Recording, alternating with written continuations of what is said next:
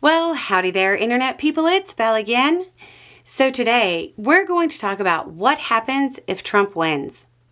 We're just going to go through some very recent developments. I think people need a reminder of what it was like under Trump. These news items can sometimes seem funny, but only because he isn't in power right now. Trump threatened Mexico with tariffs as high as 100% if they don't crack down on immigration. That's right. If a foreign country doesn't do what he says, he'll impose tariffs on them that will raise your prices because the cost of the tariff is passed on to you. A basic understanding of economics will tell you that his campaign promises will reignite inflation. Trump has been talking about building an advanced missile defense shield for the United States for quite some time. He has now suggested he will put Herschel Walker in charge of it. Why? Nobody knows. Even if you just assume that Trump's brain misfired and connected missile interceptions with football interceptions, Walker still isn't a good choice. Do you really think he's strong on defense when his choice to lead a cutting-edge project is so bizarre nobody can even understand why his name was mentioned?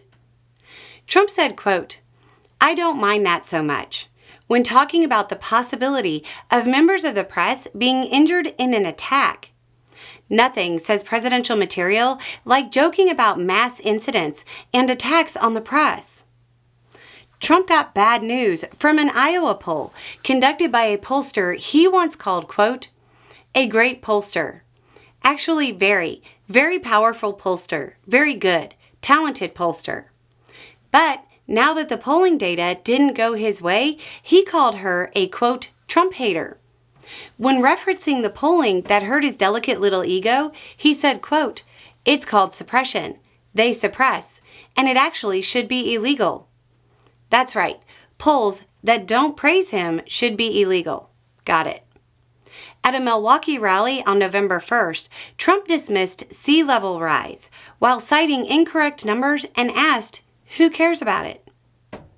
Even after he said his team told him it would be inappropriate for him to cast himself as a protector of women, he said, quote, "Well, I'm going to do it, whether the women like it or not."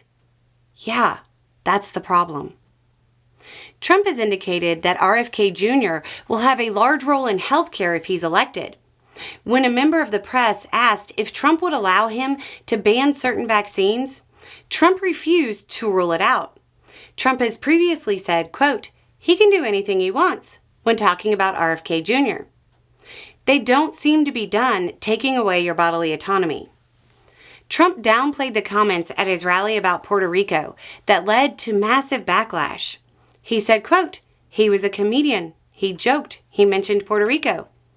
A comment comparing Puerto Rico to garbage that caused nationwide backlash is downplayed, and then he went on to blame Democrats for the backlash.